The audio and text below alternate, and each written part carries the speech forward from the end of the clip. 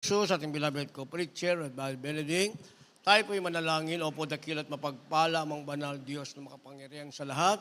Aming pinakamamahal na Panginoong Jesus, Diyos na banayad sa pagkagalit sa kabagan, sa pangunang panalangin po aming igalama Pastor and Time Prophet, beloved Honorable Evangelist Will de Almeida. Maraming salamat po, malapay noon, sa paglangis mo, sa bawat bahagi na iyong gawain, higit sa pagkilos mo mainam, sa aming kalagitnaan sa Santong Espiritu na nagbigay sa mga puso, at bagong lahat, kami po yung nagpakumbaba, lalo maglingkod sa aming nagawang pagkukulang, pagkakamali, pagkasala, kabagan mo kami patawarin, lubos-labis po kami nagsisi, at sa aking mga labi, mahal na pa ikaw po maglagay, makatagal dapat bigkasi, ikaw aking naasahan, buksan mo pong pangunawa, kaisipan ng bawat tapinig, at patuloy mo kaming samahan ng iyong kapangyarihan sa pangalan ni Jesus, and we bind the power of darkness, unbelief and doubt, Satan cast out, be bound into hell, and be there forever in the name of our dearest Jesus we pray.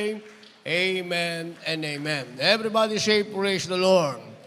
Una tigit sa lahat, ang pinakamataas na pagpupurit, pasalamat, kalwalhatian, at kadakilaan ay tangi lamang sa ating Diyos na buhay at makapangyarihan, walang iba, sa ating pinakamamahal na Panginoong Jesucristo. At apo'y nagpaabot ng dobling paggalang sa ating pong beloved Honorable Evangelist Will de Almeida, the end-time prophet of our loving God, at patuloy pong ating pag-alala kailanman ay hindi po natin malilimutan ang mga aral at turo na iniwan ng ating beloved Arbestan Pastor, our beloved Mama Dear, at apo'y nagpabot ng paggalang pagbati sa mga beloved children ng ating beloved parents in the Lord, at magandang hapon po sa inyo lahat sa ating pinagpalang mga baguhan at mga viewers sa ating pong live webcast.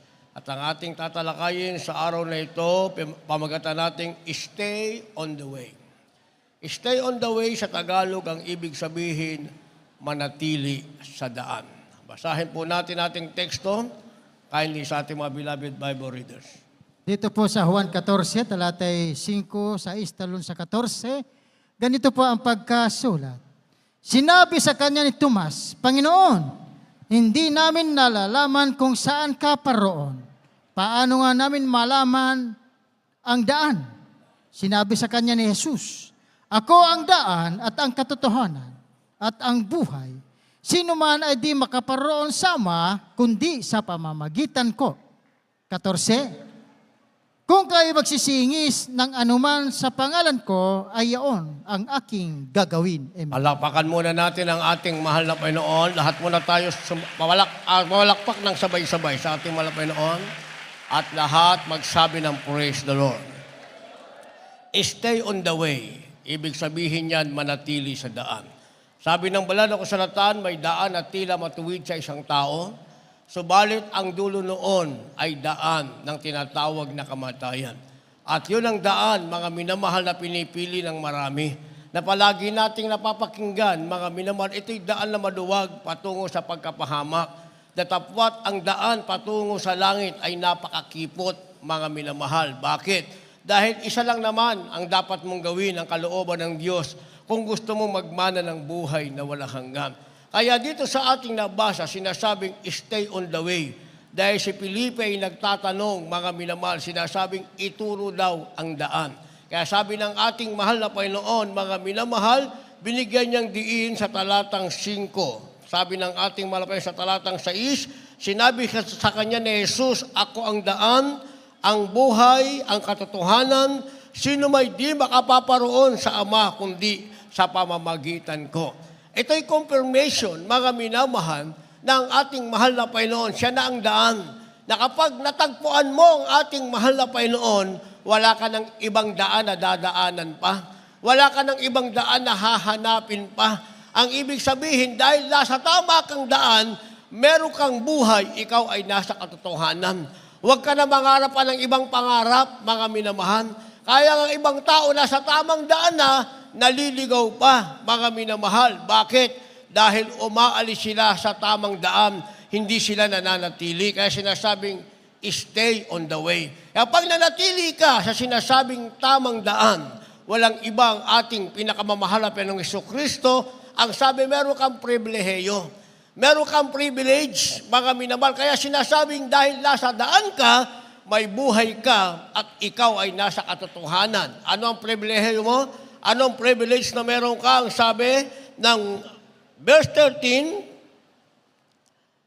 o verse 14 rather, kung kayo'y magsisingi ng anuman sa pangalan ko, ay yaon ang aking gagawin. Meron kang pangailangan, meron kang hihingin, mga minamahal. At ikay nanatili sa daan na walang iba ang ating mahal na Panginoon. Ang sabi, kung hihingi ka sa pangalan ng ating mahal na Panginoon, yung hiningi mo, sabi ng ating nabasa, ay ibibigay sa iyo ng ating pinakamamahal na Panginoong Jesucristo. Ngayon, kung umalis ka sa daan, hindi ka nanatili sa ating mahal na Panginoon. Ang tanong, kapag nanalangin ka, kaninong pangalan ng Diyos ang hihingin mo, mga minamahal? Marami na tayong Diyos na pinanggalingan. Noon, nanalangin tayo sa magitan ni Mary. Noon, nanalangin tayo sa magitan ng kung ano-anong santo, mga minamahal, pero wala namang nangyari sa ating buhay. Hindi naman gumaling ang ating karamdaman. Maging ang aking ketong, hindi naman gumaling. Pero nung tayo'y nanalangin na sa pangalan ng Diyos na itinuro ng ating mahal na magulang sa Panginoon, ipinangalan na meron palang isang Diyos lang na babanggitin mo ang kanyang pangalan, walang iba ang ating pinakamamahal na Jesucristo. Tayo mismo ang magsasabi, mga minamahal, na dininig ng Diyos ang ating mga panalangin. Kaya nga nakakabless yung mga patotoo, mga minamahal, di ba? Yung ating mahal na kapatid, mga minamahal, sabi nung kanyang amo, nasunog yung kanilang building. Sabi nung amo niya, dalhin mo ang pinakamalaga. Siya'y nanalangin sa mahal na Panginoon. Kung ikaw ay nasa isang building na nasusunog, mga minamahal, may nagsabi sa iyo, dalhin mo ang pinakamalaga. Siguro kung meron kang ginto, meron kang mga mamahaling porselas, mga kwintas, mga hikaw, siguro yan yung dadalhin mo. Kung meron kang pera, mga minamahal, siguro iisipin mo kagad, dadalhin mo yung pera mo. Pero wala ka nun sa daan, mga minamahal. Dahil yung dadalhin mo, hindi makapagliligtas sa iyo sa pagkapahamak. Yung ating mahal na kapatid, nung narinig niya, sinabi ng amo niya, dalhin mo ang pinakamalaga. Ang dinala niya, walang iba, banal na kasulatan ng ating mahal na Panginoon. Kaya habang sila'y tumatakas sa napakalaking sunog sa mataas na building, mga minamahal, ang napakinggan niya ay iyakan ng mga taong napahamak, ang iba'y binawian ng buhay, pero siya, pati amo niya, pinagpala, nakababa sila sa building intact, hindi sila nasugatan, mga minamahal. Ganong kahalaga na tayo nananatili sa daan. Dahil habang nananatili ka sa daan, ang daan na yan ay may isang Diyos na ang pangalan ay Jesucristo, siya lamang ang iyong tatawagan. Kaya sabi, hingin mo ang gusto mo sa pangalan ng ating mahal na Panginoon, ipagkakaloob sa iyo ng ating pinakamamahal na Panginoong Jesucristo. Nakakabless yung mga patotoo. Sa patotoo pa lang, busog na tayo. Kung nakikinig tayo, mga minamahal. Pero kung hindi tayo nakikinig, mga minamahal, ang napapakinggan natin yung bili ng pagkain doon, pasuroy-suroy, palakad-lakad, natapos ang gawain, wala tayong napakinggan, mga minamahal, hindi natin magagawang manatili sa daan kasi wala nga tayong napakinggan. Pero kami, mga minamahal, sa patotoo lang, tuwang-tuwa na kami. Doon pa lang, busog na ang ating kaluluwa. Busog na yung ating kaluluwa. Yung isa nating mahal na kapatid, mga minamahal, meron siyang utang. Gusto niyang bayaran yung kanyang utang, mga minamahal. Sabi nung babayaran niya, wala ka ng utang, bayad na ang iyong utang. Hindi ba? Kaya sinama ko yung utang, mga minamahal, baka misunderstood nyo yung patotoo, mga minamahal. Baka sabi, pag nasa Jesus Miracle Crusade ka pala, mangutang ka ng mangutang. At pagkatapos, pag dating ng panahon, sasabihin, bayad na yung utang mo. Wala naman sinabi yung ating mahal na kapatid, nangutang siya ng nangutang. Nagkataong nagkaroon siya ng utang, mga minamahal. Hindi lang naging maliwanag kung yun ay hindi pa siya saved o saved na siya. Pero ang himala ng mahal na Panginoon, nandoon ang kanyang faithfulness, yung kanyang katapatan, babayaran niya yung kanyang utang nung siya'y magbabayad na, ang sabi, bayad na yung kanyang utang. Hindi ba? Hindi yung sinadya mo, mangungutang ako na mangungutang, total Diyos naman ang magbabayan. Siguradong mangutang ka ng mangutang, kaiinisan ka ng iyong pinagkakautangan. Hindi ba? Kaya pag may nangutang sa inyo, ako na magsasabi sa inyo, huwag kayong magpautang. Ako na magsasabi sa inyo. Kasi ang Kristiyano na nasa daan, mga minamahal, hindi yan mangungutang. Hindi yan tatawag sa pangalan ng pinagpalang kapatiran. Ang tatawagin yan, ang pangalan ng ating mahal na Panginoon. Di ba? O, sasabihin nyo naman, bakit ikaw marami kang utang? Saan ko ba ginamit yung mga utang ko? Yung pinagtayo ng ating bahay-sambahan na 9 million, saan ko ba ginamit? Ayan, sarap nga ng upo nyo eh. O, hindi ba? Saan ko ginamit yung 1.2 million? Yung babayaran natin, aircon. Hindi ba? Kaya nga, ang sarap muli ng upo nyo dyan eh. O, ang tanong naman, bakit tayo nakakautang, mga minamahal? Eh, hindi nga ako nagpapakilala sa inuutangan natin, eh, pinapadala na lang yung pere. Bakit? Dahil hinihipo sila ng ating pinakamamahal na Panginoon. Pero kung kakalabitin mo yung katabi mo, sis, napakinggan ko yung patotoo mo, pinagpala ka pala. Pwede bang mangutang?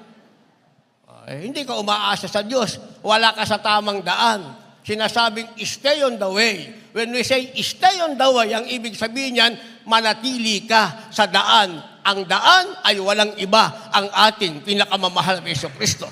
Pag nananatili ka sa ating pinakamamahal na Jesucristo na siyang daan, ang ibig sabihin, anuman ang mangyari, ang aasahan mo'y walang iba. Hindi ang katabi mo, hindi ang pinagpalang kapatiran, ang aasahan mo, ang ating pinakamamahal na Panginoong Jesucristo. O, isa pang patotoo kanina, nire-recall ko lang sa inyo, mga minor, kasi sa patotoo pa lang, kaming nandun sa taas, revive na kami. Di ba? Yung nag-hold up, yung nag-kidnap sa kanyang asawa, mga minamahal. Hinihingan sila ng pera, pero wala naman silang ibinigay. Lumipas ang panahon, mga minamahal, yung kumidnap sa kanyang asawa, ano nangyari? Isang araw, nakita nila, patay na! Inilagay sa sumpa ng ating pinakamamahal na Jesucristo. Kaya maalala ko yung ating beloved co-workers, mga minamahal, galing siya, hindi pa siya worker noon, galing siya sa trabaho, pauwi sa tahanan niya, hinold up siya, 5 lalaki, mga minamahal, crossfire, binaril siya, ibig sabihin, napakalapit. Bumagsak siya sa lakas ng impact, mga minamahal, dahil 38, at nag-report siya doon sa pulis. Sabi ng pulis, mga minamahal, meron ka bang anting-anting?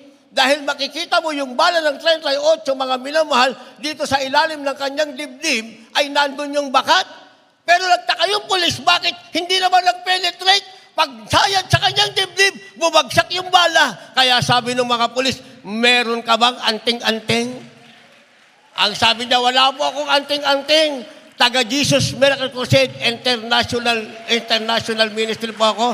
Ang aming pastor, ang aming beloved na Evangelist Will de Almeida.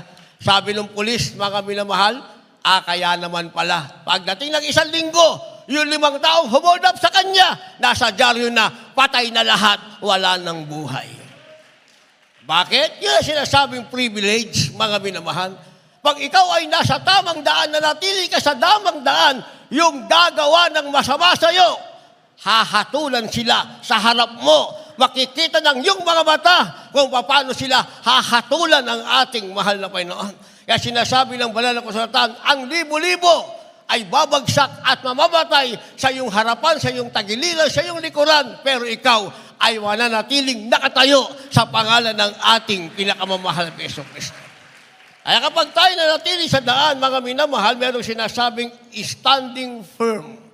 Standing firm ang ibig sabihin dahil ikaw ay nanatili sa daan, ay ibig sabihin tatayo kang matatag. Ang pagkakatayo mo, mga minamahal, ay hindi ka pabagsak-bagsak. Ang pagkakatayo mo, firm. Sinasabing standing firm dahil ikaw ay nakatayong matatag. Basa. Dito po sa aklat na 2 Pedro, Kapitulo 3, ang bersikulo po ay 14, balik sa 12 hanggang 13. Kaya nga, mga minamahal, yamang kayo'y nagsipaghintay ng mga bagay na ito, ay pagsikapan ninyong masumpungan kayo sa kapayapaan na walang dungis at walang kapintasan sa paningin niya. 12. Na ating hinihintay at pinakananasa ang pagdating ng kaarawan ng Diyos, na dahil dito'y ang sangkalangitan na nagniningas ay mapupugnaw at ang mga bagay sa langit ay matutunaw sa matinding init. Ngunit ayon sa kanyang pangako, ay naghahintay tayo ng bagong langit at ng bagong lupa na tinatahanan ng katwiran. Amen. Palakpakan po natin mga minamahal ang ating mahal na Panginoon. Standing firm. Kinakailangan tayo'y nakatayo ng matatag, mga minamahal. Dahil kung ang ating pagtayo, pahapay-hapay lang, mga minamahal, ay babagsak at babagsak ka. Kaya nga ginawa tayo ng mahal na Panginoon na kanyang anak. Ibig sabihin, dahil anak tayo ng Diyos, ang nasa atin ay sinasabing pagtayong matatag. Sabi ng ating nabasa, mga minamahal, sa verse 14, kaya nga mga minamahal, yamang kayo'y nagsipaghintay ng bagay na ito. Ang sabi, pagsikapan ninyong masumpungan kayo sa kapayapaan na walang dungis, walang kapintasan sa paningin niya. Ganun daw tayo tatayong matatag.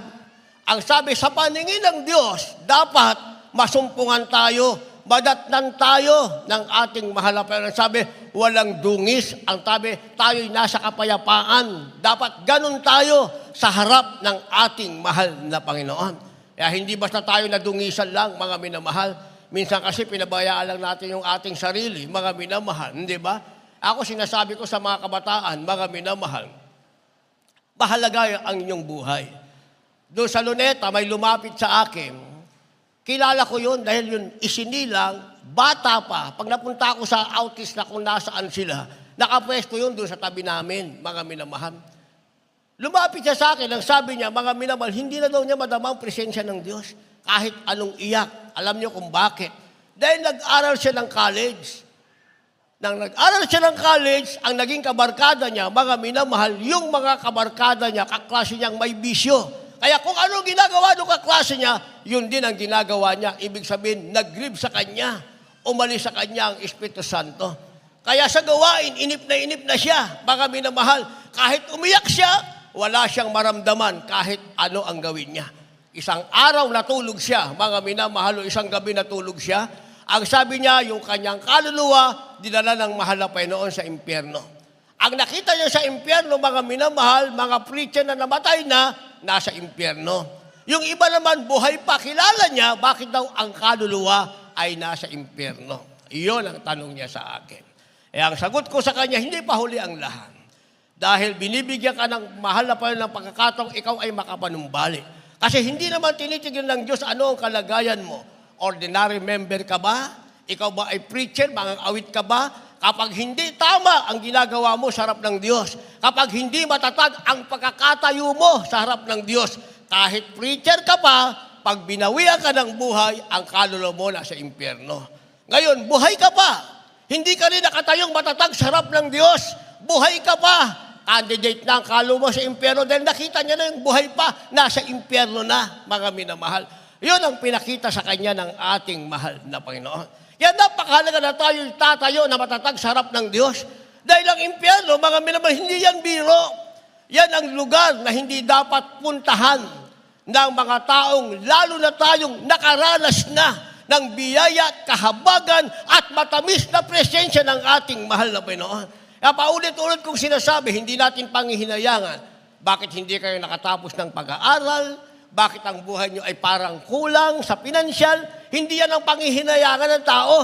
Ang pangihinayangan ng tao, mga minamahal, bakit hindi niya nalampasan ang sinasabing impyerno, gayong meron namang palang langit na pwedeng puntahan kapag ikaw ay tatayong matatag sa harap ng ating mahal na Panginoon, mananatili ka sa kanyang daan. Ang sabi dito, dapat tayong masumpungan. Ang sabi, walang dungis, walang kapintasan sa harap ng ating mahal na Panginoon. Bakit? Dahil ang sabi ng verse 12, na ating hinihintay ang pinakananasa, ang pagdating ng karawan ng Diyos, na dahil dito'y ang kalangitan na nagliningas ay mapupugnaw at ang bagay sa langit ay matutunaw sa matinding init.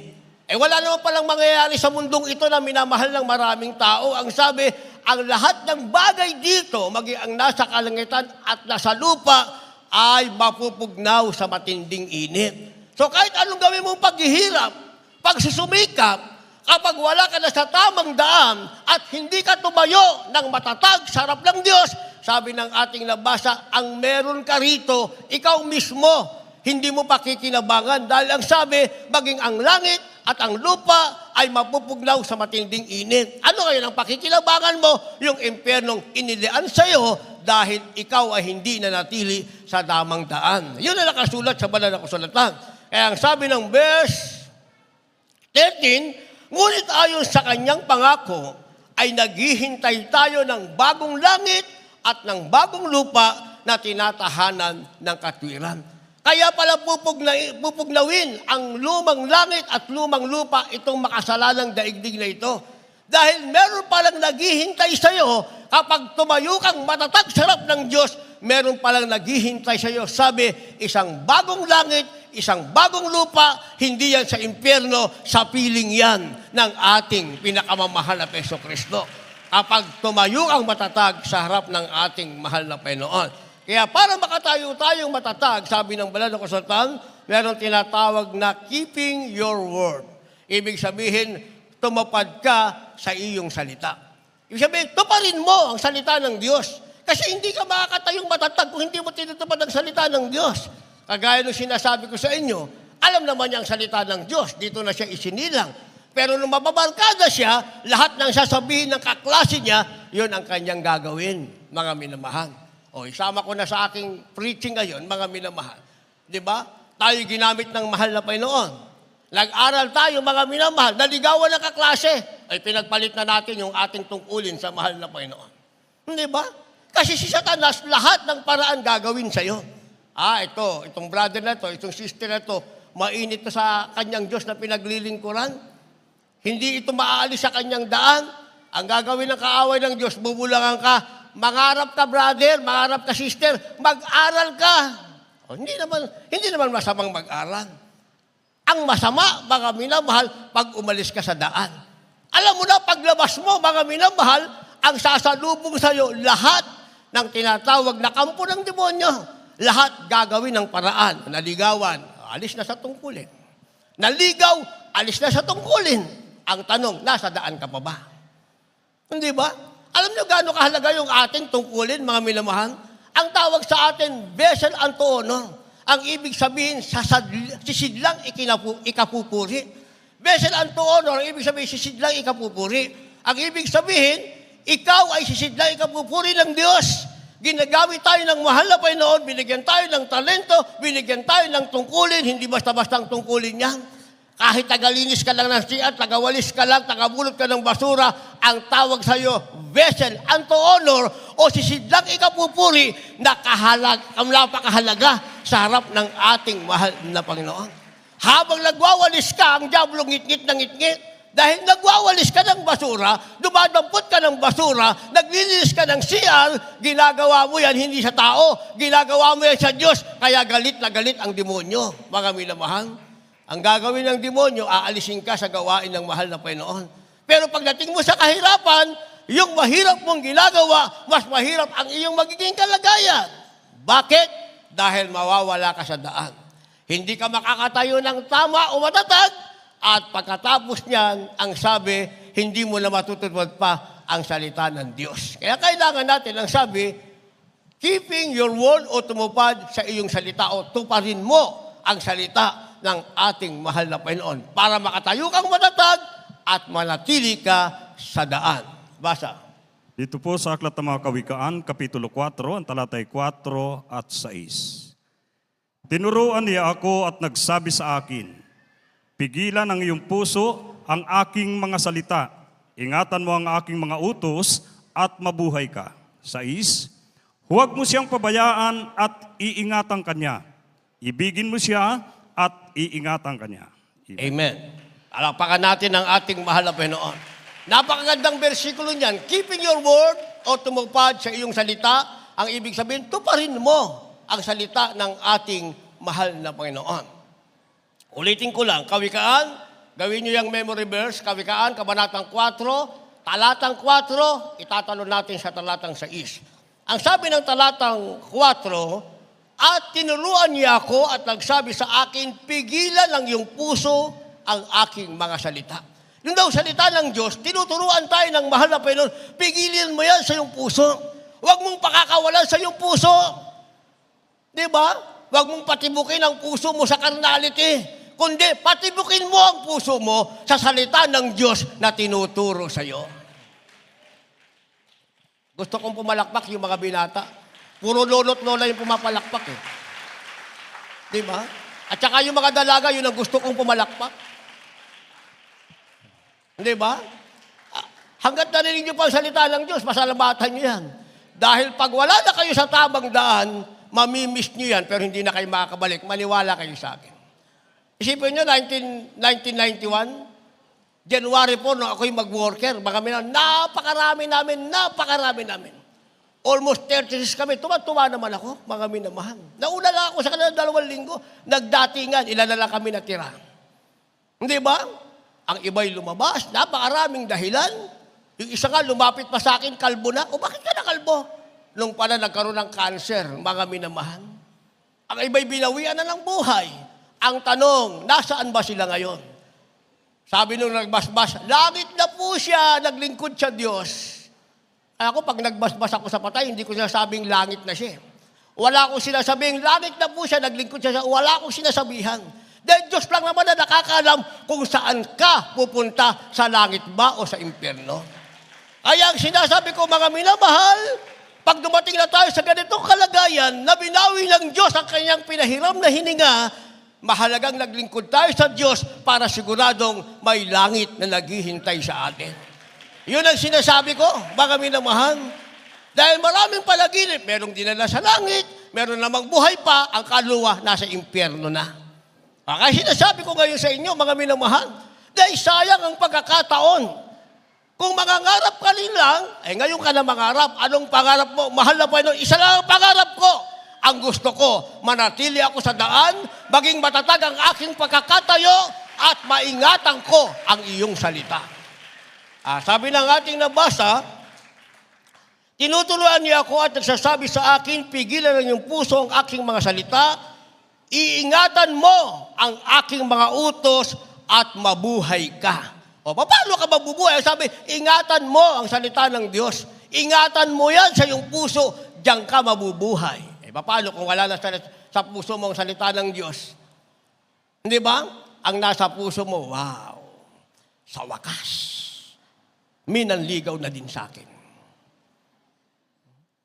Naligaw sa'yo, kaya ka ba nalin yan sa langit?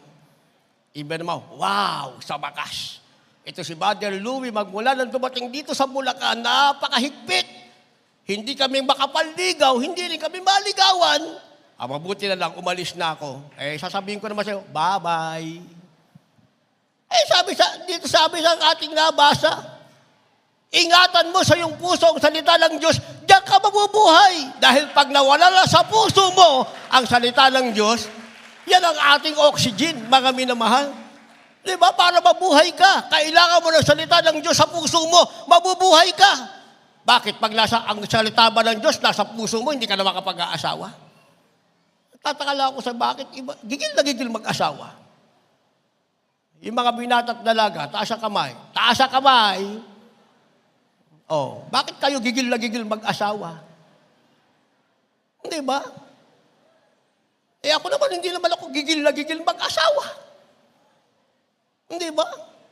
Wala nga sa isip kong mag-asawa eh. Pinaalam na lang ako ng sweetheart ko, sabi ko, oo na, sige na. Kasi 36 na siya, 35 na ako, hindi umuo na lang ako. Pero hindi naman ako gigil na gigil mag-asawa. Di ba? Kung hindi niya ako pinaalam, hindi lang ako mag-aasawa eh.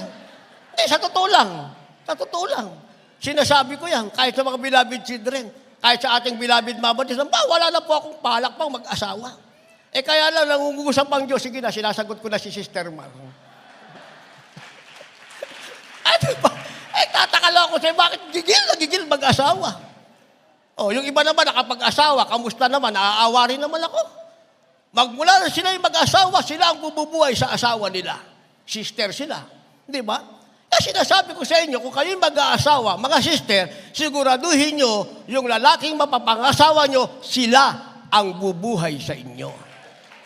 Tama ba yon? Kayo naman mga binata, sinasabi ko sa inyo, pag nag-asawa kayo, huwag kayong mag-asawa ng bata pa kayo. Ako meron akong makasama Nasa La Union kami. Sabi ko, walang mag-aasawa. 35, pwede na kayo magsipag-asawa. Inudyukan ko ng marami, mag-asawa. 35, kaya lahat ng kasama ko, 35 din nag-asawa. Ang tanong, naging masama ba sa kanila? Yung aming covenant, sinunod nila. Mayroon silang kanya-kanyang hawak na gawain ngayon. Kung paano ko pinagpala, sila rin naman pinagpala ng ating mahal na Panginoon.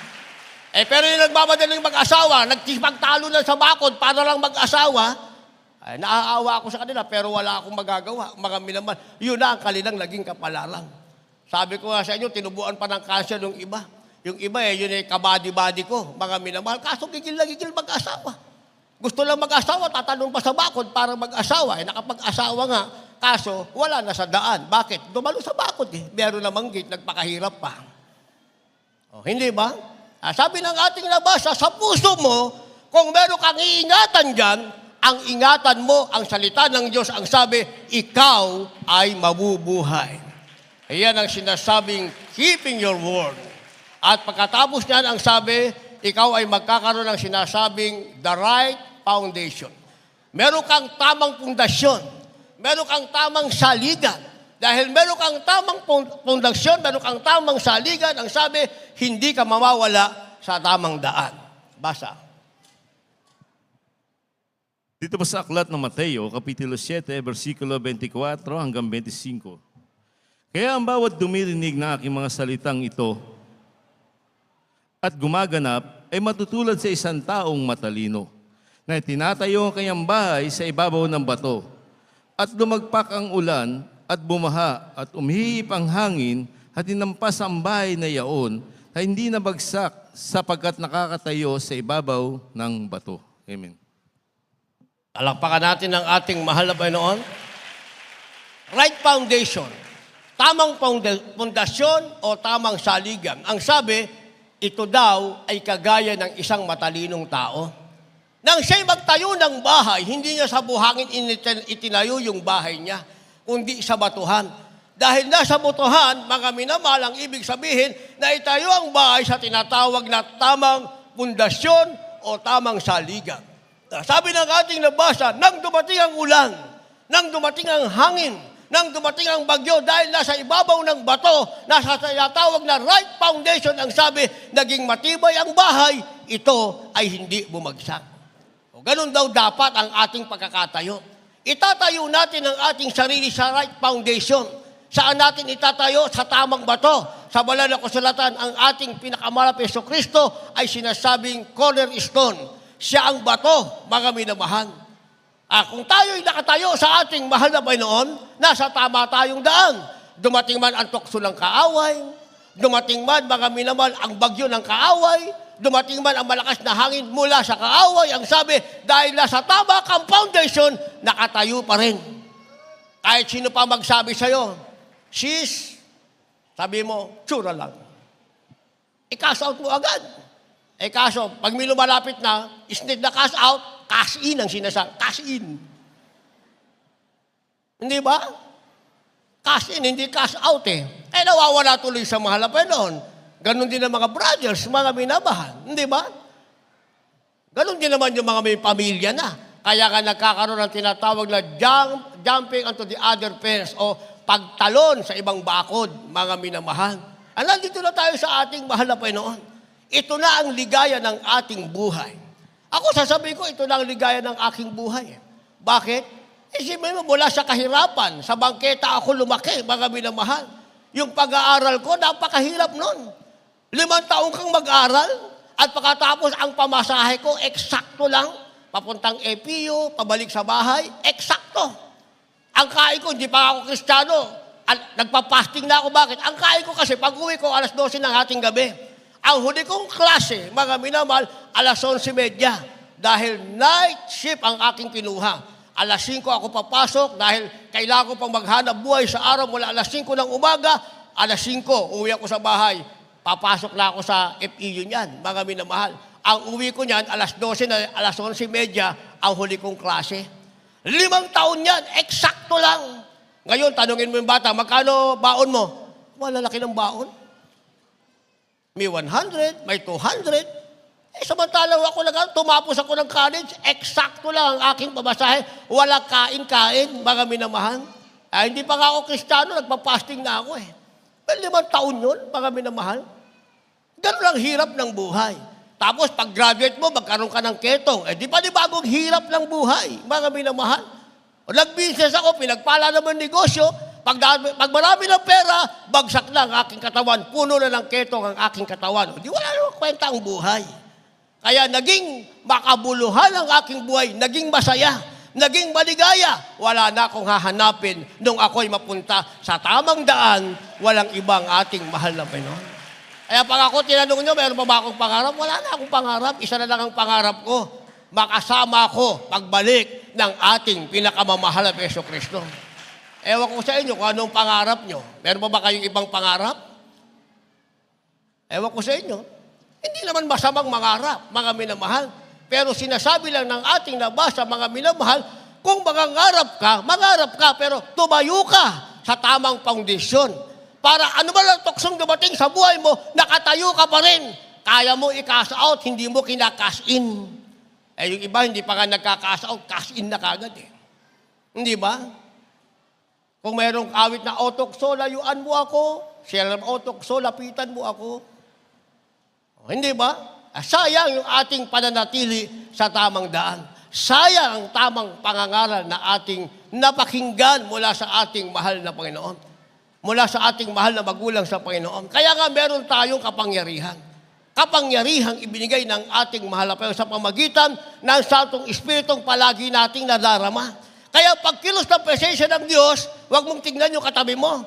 Kung ayaw yung wapuspos, gusto niya kain ng kain, pabayaan mo siya. Ikaw, itaas mo ang kamay mo, damahin mo ang matamis na presensya ng Diyos. Bakit?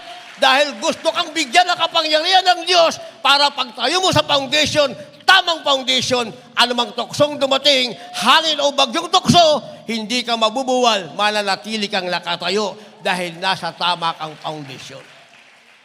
Kaya pag nagawa natin yan, mga minamahal, mananatili tayo sa daan. At meron tayong sinasabing great expectations. Great expectation, ibig sabihin, mahusay na mga inaasahan. Kasi pag nawala tayo sa tamang daan, umaasa ka lang. Pero wala kang mahusay na aasahan. Siguradong puro kabiguan, mga minamahal. Nakakita na ba kayo ng Kristiyanong umalis sa Diyos sa tamang daan, nasagana ang buhay? Pero may patotoo niyan. Merong isang dating manggagawa, mga minamahal, hindi maganda yung kanyang ginagawa. Ang ginawa niya ngayon, lumabas siya sa hiya niya, lumabas na lang siya. Paglabas niya, mga minamahal, ang sinasabi ko way back 1989. Kasi dumating ang parusa ng Diyos sa kanya 1991 na eksakto naman, kapapasok ko lang bilang manggagawa, mga minamahal. Paglabas niya, mga minamahal, naging warehouse man siya sa isang warehouse ng bigas. Ang trabaho niya, checker, lahat ng deliver, i-check niya yon, mga minamahal. Naswerdohan siya ng malaki. Ang ginawa niya, pupunta siya sa Amoranto. Sasabihin niya sa manggagawa, ba't kayo nagtiis dyan? Tingnan niyo ako, lumabas ako. Ganda ng trabaho ko. Tingnan niyo yung necklace ko, gold yan, gold. Dinala pa yung girlfriend niya, ito girlfriend ko. Ininggit pa yung mga worker. Sabi ng ating ginagalang mahal pastor, pabayaan niyo lang siya. Buhay ang ating Diyos. Isang araw, merong deliver, mga minamahal. Nakapasok na ba kayo sa warehouse ng bigas? Patong-patong yan, napakalakas. Kung ganun to kalaki, ganun din kataas yung bigas, mga minamahal. Habang binibilang niya yung deliver, mga minamahal, yung pinakamataas na bigas, sunod-sunod, bumagsak sa ulo niya. Pak, pak, pak, pak, pak, pak. Itong ulo niya na to, mga minamahal, itong buto, pasok yan dito sa loob. Pasok sa loob, mga minamahal. Pasok sa loob. Ang ibig sabihin, dun siya binawian ng buhay. Sabi na ating ginagalang mahal pastor, yan ang ganti ng mahal na Panginoon. Di ba? Kaya hindi mo pwedeng pagmalakay, wala na ako sa gawain, pinagpala ako. Sino may sabi sa'yo? Ikaw lang ang may sabi niyan. At saka ang demonyong nag-alis sa'yo sa gawain. Pero darating at darating ang panahon, darating din sa'yo ang ganti ng ating mahal na Panginoon. Kaya habang nandito ka, ang tamang ganti, kunin mo sa mahal na Panginoon, pagpalain ka ng ating mahal na Panginoon. Dahil meron tayong tinatawag na great expectations. Ibig sabihin, mahusay na mga inaasahan. Anong mahusay na asahan? Basa, huling bersikulo, maghanda ating magpaawit mga manugto. Sa mga tiga Pilipos, 1 talatay 20, ganito po ang pagkasulat. Ayon sa aking maningas na paghihintay at pag-asa, na sa anumay hindi ako mapapahiya, kundi sa buong katapangan na gaya ng dati, gayon din naman ngayon, ay dadakilaan si Kristo sa aking katawan, maging sa pamamagitan ng kabuhayan o sa pamamagitan ng kamatayan. Palakpakan natin ang ating mahal na Panginoon. Lahat magsabi ng praise the Lord. Ito pala yung sinasabing great expectations. Ibig sabihin, mahusay na mga inaasahan. Sabi ng ating nabasa, mga minamahal, meron tayong maningas na paghihintay at pag-asa. Yung maningas, mga minamahal, ang ibig sabihin niyan, yung ating mainit na paglilingkod sa Diyos, hinihintay natin ang pagbabalik ng mahal na Panginoon at meron tayong pag-asa sa mga bagay na yan. Hindi tayo pang impyerno, pagkus pang langit, sa lupa pa lang, ikaw na ang makaramdam sa sarili mong panglangit ka, hindi ka nagbabaka sakali dahil meron kang sinasabing maningas na paghintay at pag-asa. Kasabay niya nang sabi, mga minamahal, sa anuman ay hindi ka mapapahiya. Hindi ka mapapahiya. Ang ibig sabihin, makikita ng lahat na hindi nasayang ang paglilingkod mo sa Diyos. Makikita nilang ikaw ay pinagpala ng ating mahal na Panginoon. And finally, ang sabi, mga minamahal, si Kristo ay dadakilain sa iyo sa buhay man o kamatayan. Ang ibig sabihin, kung nabubuhay ka, datnang ka ng mahal na Panginoon, kasama kang sasalubong sa mahal na Panginoon. Kung dumating sa iyo ang tinatawag na kamatayan, maging kamatayan man sa katawan mong lupa na yan, naaalisan ng hininga ng Diyos, ang sabi, maging kamatayan, dadakilain mo pa rin ang pangalan ng ating mahal na Panginoon. Dahil tiyak, kung meron dadali sa langit, makikita ang iyong kaluluwa sa langit. Kung may dadalhin sa impyerno, wala silang makikitang kaluluwa mo sa impyerno. Bakit? Dahil maging sa kamatayan man o sa mabuhay, dinakila mo ang ating mahal na Panginoon. Nanatili ka sa tamang daan. Tayong lahat ay tumayo at tumawid sa mahal na Panginoon.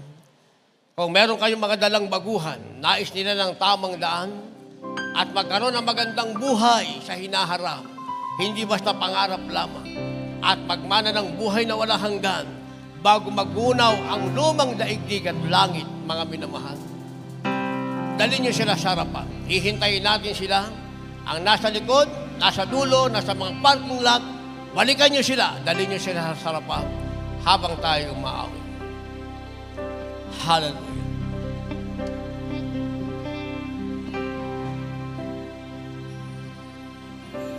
Sa daan, tinatahak ko Ang Panginoon ang siyang kasama. Panginoon ang siyang kasama ko.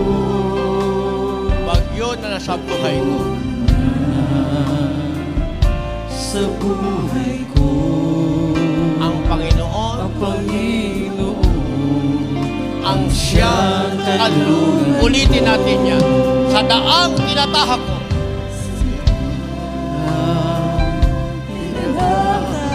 Ang Panginoon ang siyang kasama ko. Panginoon ang siyang kasama ko. Bagyo na nasa buhay ko. Sa buhay ko, Ang Panginoon Panginoon ang siyang kalooban ko. may kagalakan Kagalakan sa paglalakbay sa paglalakbay, kahit makipot. kahit magipot ang aking daan. Ang kahirapan Kahirapan ay matitiis ko. ay Hallelujah! matitiis ko. Pagkat si Kristo'y laging kasama ko. Laging kasama Ay kagalakan. Hallelujah! Meron tayong kagalakan sa ating paglalakbay. Kahit makipot ang ating daan. Kahit magipot Hallelujah! ang aking daan. Ang kahirapan matitiis ko. Ay Hindi ka tatalikod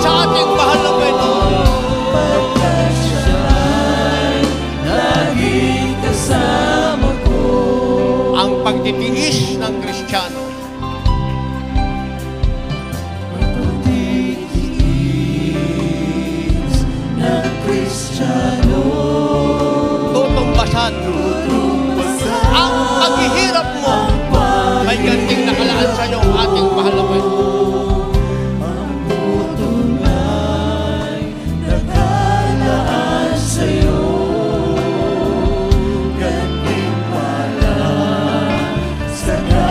Ulitin natin yan. Ang pagtitiis ng Kristiyano.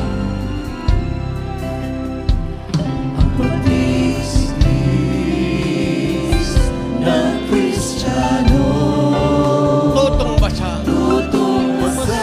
Ang paghihirap mo. Hindi magiging baliwala ang ating paghihirap at pagtitiis.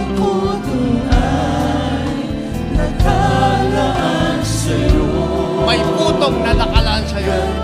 Gantimpala. Saka, yes. Hallelujah. May kagalakan. May kagalakan sa ating paglalakbay. Hallelujah. Kahit pakimot ang ating daan. Hallelujah. Hallelujah. Ang kahirapan. Sabihin natin, magtitiis ko. Ang ating Diyos, ang ating kasama. Hallelujah. Hindi tayo malulukot. May kagalakan. Sa ating mahabang paglalakbay, may kagalakan. Kahit magkimo. Hallelujah. Yan. Hallelujah. Sabihin natin, ang kahirapan. Magtitiis ko. Hallelujah. Pagkasya. Hallelujah. Hallelujah. May kagalakan.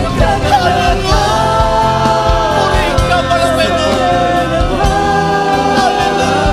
Kahit magkimo ang aking daan. Ang kahirapan ay magtitiis ko. Hallelujah.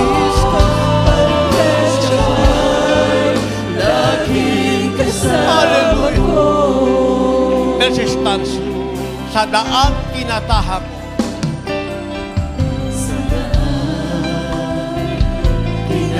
Yan ang ating daan ngayon. Ang Panginoon, ang siyang kasama ko. Huwag natin kalilimutan kasama natin ang mahal na Panginoon.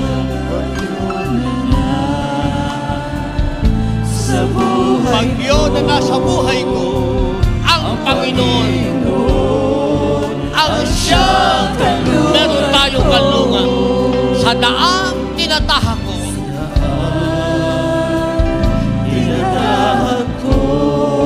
Ang Panginoon, ang siyang kasama ko. Hallelujah. Bagyo sa buhay ko, ang Panginoon, ang siyang kanlungan ko. Ang ating Diyos, ang ating kanlungan, may kagalakan. Hallelujah. Purihin ka, mahal na Panginoon. Thank you so much. Hallelujah. Kahit makipot ang ating daan. Hallelujah. Kahit may kahirapan, ay ating matitiis. Hallelujah. Pagkat siya, ang ating Diyos ay lagi nating kasama. May kagalakan. Hallelujah. May kagalakan sa ating paglalakbay. Kahit magkimot ang ating daan. Hallelujah. Purihin ka, mahal na Hallelujah. Ang kahirapan. Purihin ka, mahal na Pagkat siya. Hallelujah. kasama ko. Ang pagtitiis ng Kristiyano.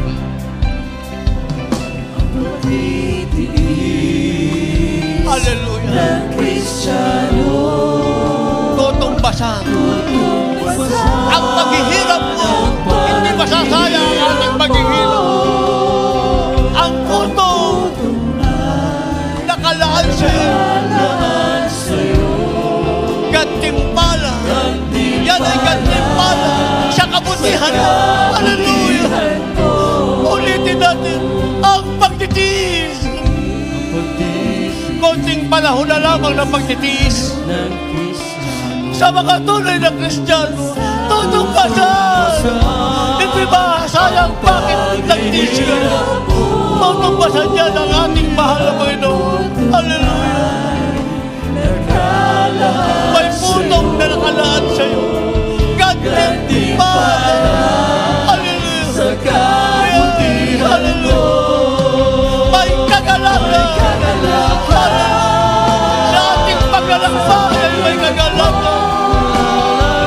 Kahit mag-ibon ang ating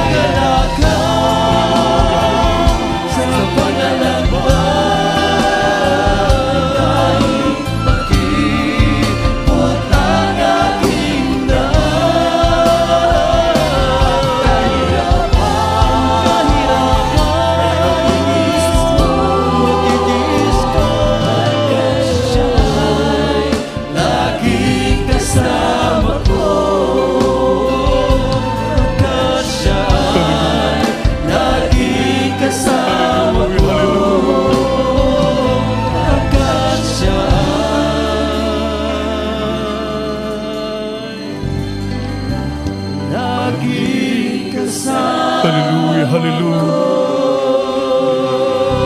Purihin ka, mahal na Panginoon. Hallelujah. Purihin ang ating dakilang Diyos. Napakapalad natin mga minamahal sapagkat ang daang ating nilalakaran, ito ay patungo sa langit sa piling ng ating pinakamamahal na Panginoong Hesukristo. Para sa ating mga minamahal na mga baguhan, kayo po ay totoong pinagpala ng ating dakilang Diyos. Napakapalad niyo mga minamahal sapagkat inyong nasumpungan ang tunay na gawain ng ating mahal na Panginoon.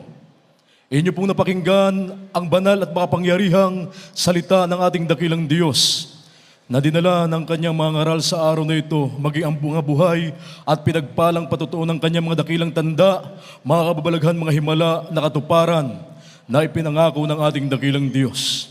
Mga minamahal, kung inyo pong ibigay inyong buhay sa ating dakilang Diyos, inyong paglingkuran ng ating mahal na Panginoon, kung paano po ang inyong napapakinggan, yun po ay mangyayari sa inyong buhay, mga minamahal, sapagkat kayo ay ililigtas ng ating dakilang Diyos at kayo ay pagpapalain ng ating mahal na Panginoon. Ang inyong taglay-taglay na mga karamdaman, yan ay pagalingin ng ating dakilang Diyos at ang inyong mga problema ay lulutasin ng ating mahal na Panginoon.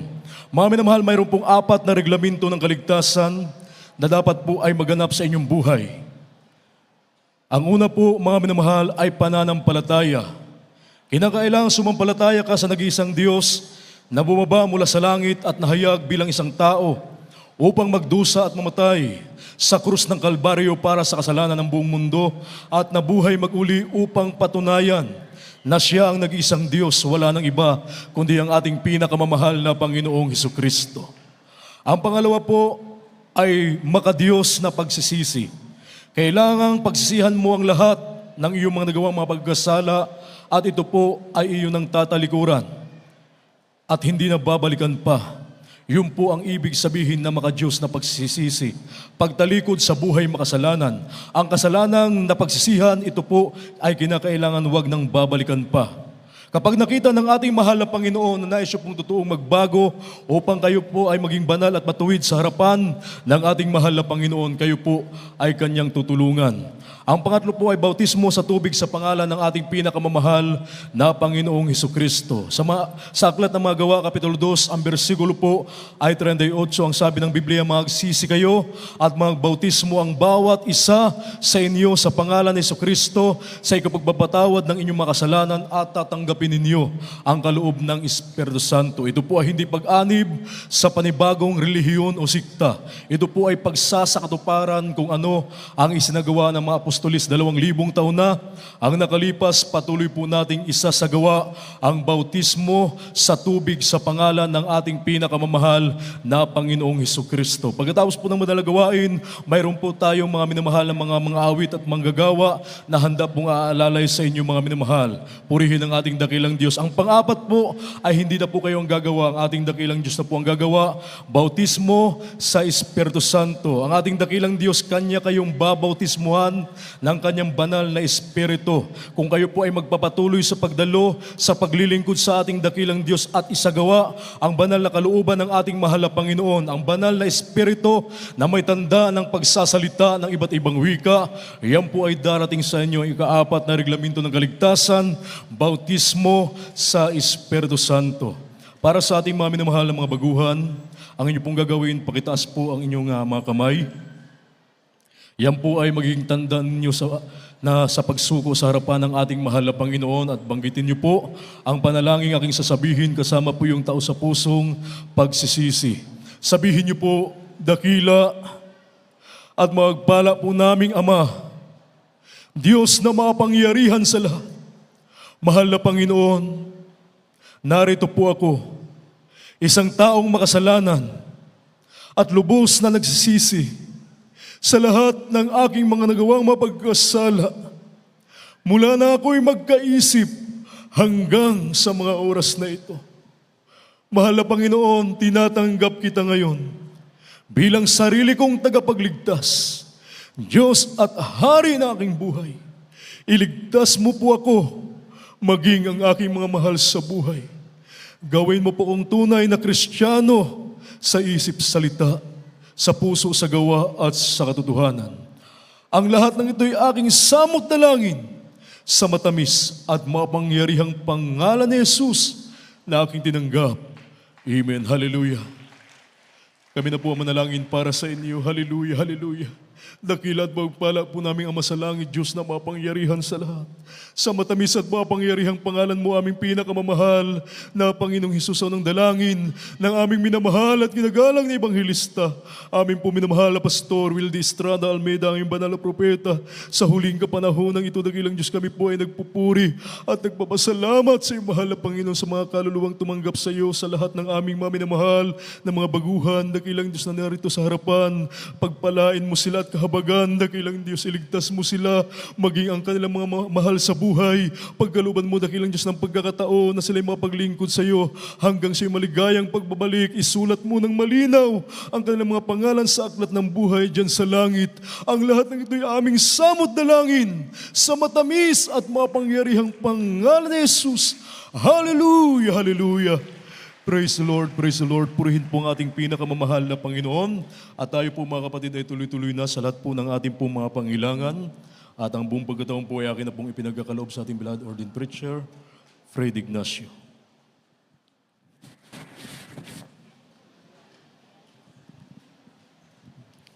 God bless you po, beloved brother Adel, my co-preacher. Maraming salamat sa ating dakilang Diyos. Ating po napag-aralan yung tamang daan. Tamang daan na kung saan narito ang buhay na Diyos. Narito ang propeta ng mga Panginoon, nananalangin umaga, tanghali at gabi para sa kaligtasan ng bawat isa. Ang minamahal, panghinayangan natin kung mawala tayo sa gawain. Magpasalamat tayo sa ating dakilang Diyos sapagkat nananatili tayong naglilingkod sa Kanya. Ipararanas ng mga Panginoon sa bawat isa na siya'y makapangyarihan Diyos. Yung iba'y nag-aarap ng kagalingan sa doktor, sa ospital. Tayo, ang hinanap natin, ang dakilang Diyos na nagpapagaling ng ating karamdaman. Manalangin tayo mga minamahal.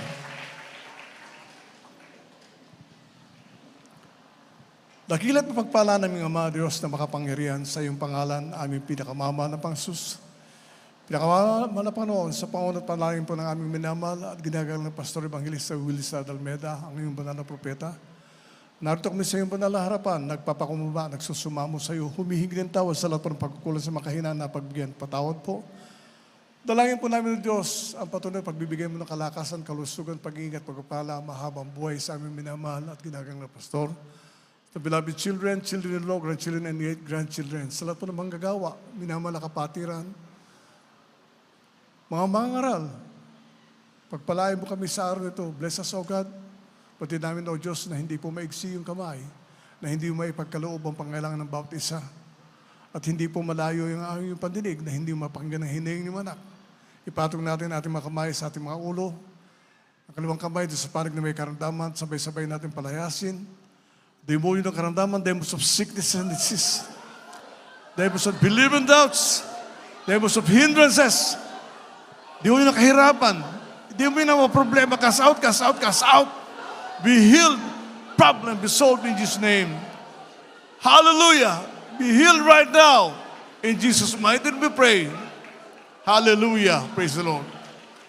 Purihin ang ating dakilang Diyos. Purihin ang ating pinakamamalang Panginoon.